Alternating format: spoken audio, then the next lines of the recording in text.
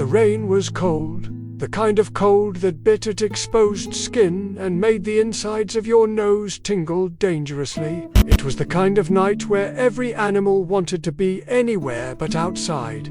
But there was one exception. A stray cat with fur, the color of dried blood and eyes like chipped amber, made his way through the slick streets. His tail held high and his chin held higher. He didn't own a house or have a family, but he wasn't truly alone. Every night when the moon was full and the stars were just beginning to prick the inky canvas of the sky, he would visit her. She was an old woman who lived in a house at the end of the street. A house with peeling paint and a garden choked by weeds.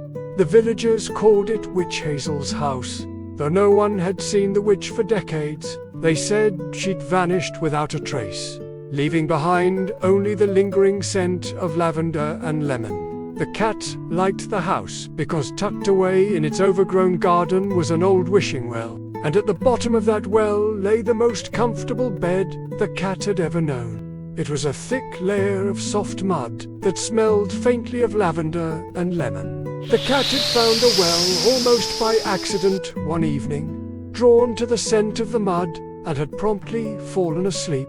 He'd been startled awake by the sound of his own purr, so loud it seemed to echo in the small space. Since then, he'd made it his nightly ritual to sleep in the well, partially because it was warm and cozy, but mostly because of the dreams.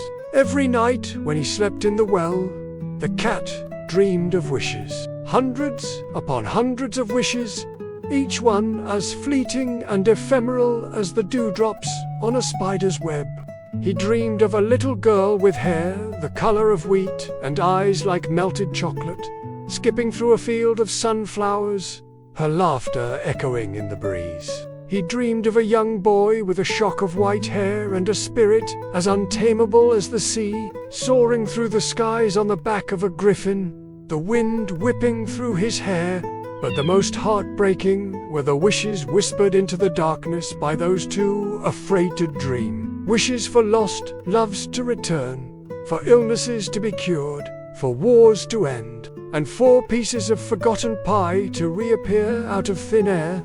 All these wishes and more the cat heard every night, hundreds upon hundreds of them, each one as fragile as a butterfly's wing, each one as fleeting as the morning mist, and then just as abruptly as they began, the dreams would end. The cat would wake up with a start, his heart pounding in his chest, the echoes of distant laughter still ringing in his ears. At first, he'd been confused, disoriented, unsure of what was real and what wasn't. But over time, he'd grown accustomed to it, coming to accept the dreams as part of his nightly routine. He never told anyone about the dreams, not the villagers or the other cats. He kept them to himself, tucked away in the secret chambers of his heart.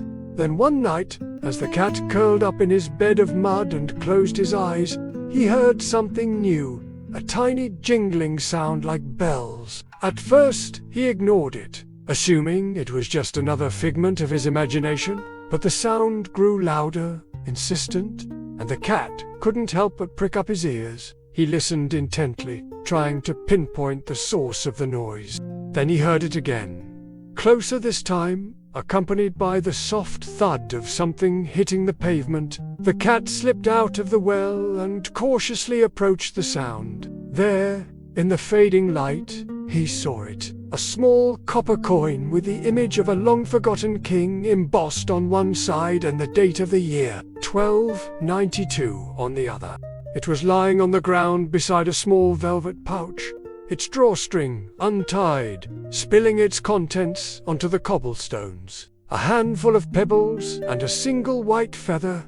The cat sniffed the coin, then nudged it with his paw. It was warm, still bearing the imprint of the small hand that had dropped it in.